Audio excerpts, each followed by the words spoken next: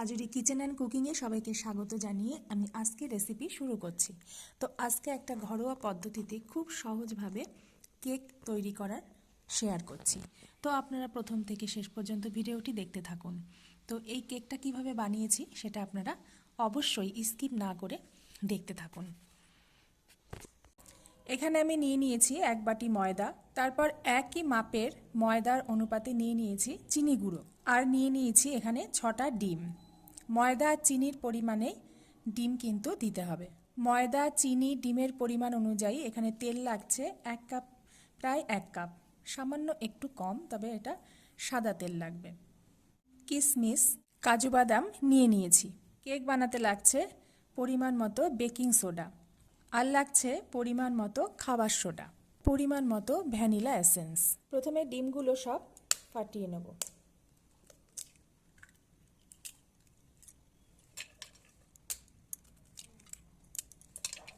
এভাবে 6টা ডিম আমি একটা পাত্রে ফাটিয়ে নিচ্ছি।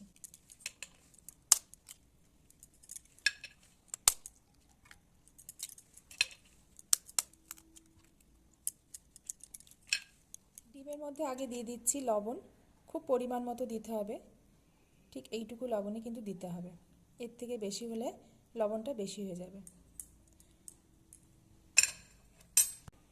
এবার দিয়ে দিচ্ছি খাবার সোডা। খাবার সোডার পরিমাণটা একটু কম হবে, বেকিং পাউডারের পরিমাণটা একটু বেশি হবে। এবার দিয়ে দিচ্ছি পরিমাণ মতো বেকিং পাউডার। বেকিং পাউডার খাবার সোডার থেকে কিন্তু একটু বেশি হবে। এবার এটাকে ভালোভাবে ফেটিয়ে নেব।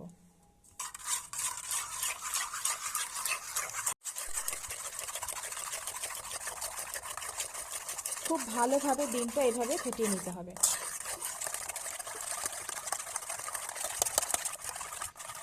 ডিমটা ভালোভাবে ফেটিয়ে নিয়েছি, এবার দিয়ে দিচ্ছি ময়দা।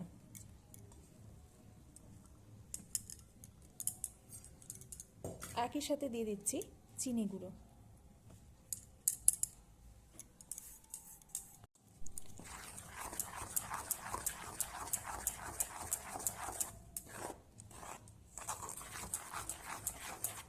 এবার দিয়ে দেব তেল। তেলটা দিয়ে আরও ভালোভাবে প্রায় 15 থেকে 20 মিনিট ধরে এটাকে ফাটিয়ে নেব।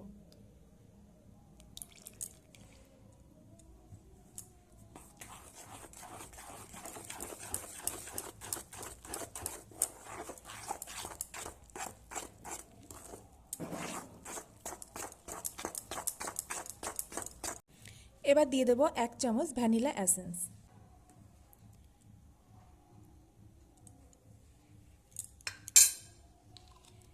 এবার প্রায় 15 থেকে 20 মিনিট খুব ভালো করে এটাকে ফেটিয়ে নিতে হবে।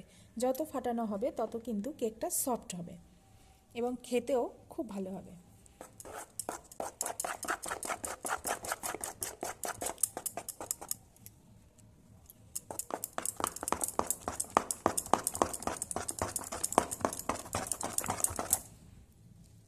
কত সুন্দরভাবে এটা ফাটানো হয়ে গেছে দেখুন। ঠিক এই রকমভাবে এটাকে তৈরি করতে হবে। ঠিক পরিমাণ মতো সব কিছু না দিলে কিন্তু এরকম একটা শেপে আসবে না। ব্যাটারটা কিন্তু ঠিক এরকম হবে, খুব ঘনও না খুব পাতলা না। 50 গ্রাম ময়দা যদি হয় মাপে, 50 গ্রাম ময়দার সাথে 50 গ্রাম চিনি, তার সাথে একটা ডিম। তো এখানে আমি 6টা ডিম নিয়েছি, সেই অনুপাতে ময়দা চিনির অনুপাত মতো নিয়েছি। ময়দা চিনির পরিমাপেই কিন্তু একটা করে ডিম বাড়বে। তো অলরেডি ভালোভাবে ফাটানো হয়ে গেছে।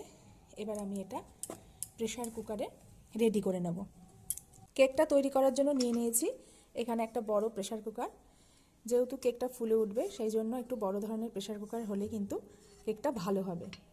মুখটা যদি আরও বড় হতো তাহলে অবশ্যই এর থেকে আরও ভালো হতো। তো প্রথমে প্রেসার কুকারে একটু তেল মাখিয়ে নেব। এখানে চাইলে ঘিও ব্যবহার করা যেতে পারে, ঘি দিলে একটা খুব সুন্দর ফ্লেভার আসবে। তো এটাতে ভালোভাবে তেলটা মাখিয়ে নিতে হবে।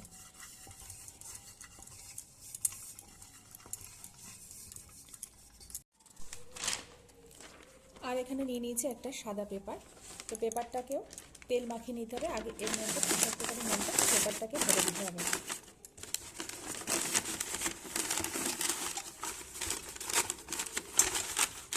পেপারটার উপরে একটু সাদা তেল দিয়ে নেব। সাদা তেলের বদলে অবশ্যই ঘি দেওয়া যেতে পারে।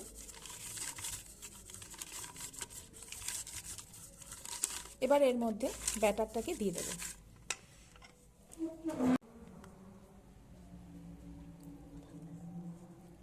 তো ব্যাটারটাকে এভাবে সুন্দরভাবে দিয়ে দিতে হবে। এই দেখুন,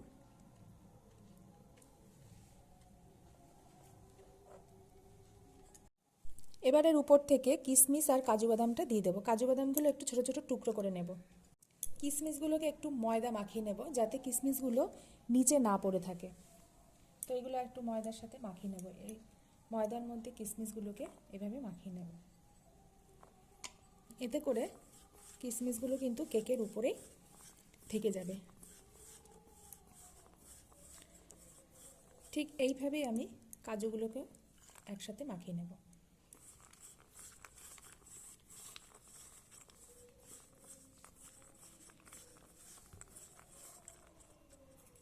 এবার উপর থেকে এগুলোকে ছড়িয়ে দেব। এখানে আপনারা চাইলে চেরিও ব্যবহার করতে পারেন। তাছাড়া মোরব্বা, চাল কুমড়োর মোরব্বা ব্যবহার করা যেতে পারে।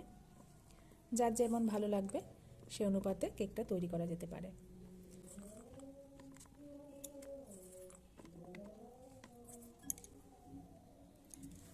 এবার এটা ঢাকনা দিয়ে দেব। অবশ্যই প্রেসার কুকারের সিটিটা খুলে রাখতে হবে, কারণ এখানে কোনো সিটির প্রয়োজন হয় না।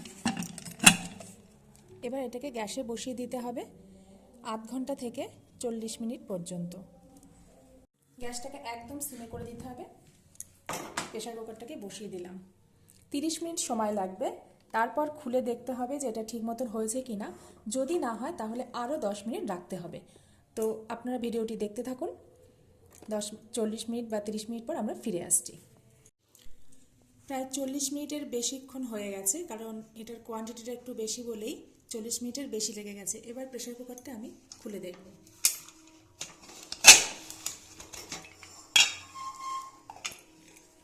একটা টুথপিক নিয়েছি, দেখব এটা লেগে যাচ্ছে কিনা টুথপিকে। তার মানে অলরেডি কেকটা হয়ে গেছে। তো এবার এটা আমরা নামিয়ে রেডি করব। তো কেকটি সম্পূর্ণ রেডি। দেখতে পাচ্ছেন কত সুন্দর হয়েছে, কতটা ফুলে গেছে, এতটাই সফট হয়েছে যে কেকটা ভেঙে যাচ্ছে। তো এটাকে আমি পিস পিস করে দেখিয়ে দিচ্ছি কতটা সফটই হয়েছে। তো দেখুন কেকটা কত সুন্দর তৈরি হয়ে গেছে। আমি সাইড থেকে একটু কেটে দেখাচ্ছি যে কতটা সফটই হয়েছে।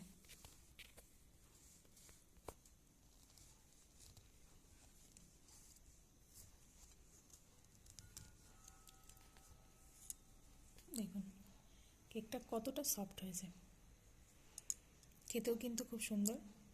তো এইভাবে বাড়িতে আপনারা অবশ্যই ট্রাই করবেন। খুব সহজ পদ্ধতিতেই কেকটা বানানো হলো। তো ভিডিওটি যদি ভালো লেগে থাকে অবশ্যই একটা লাইক করে দেবেন।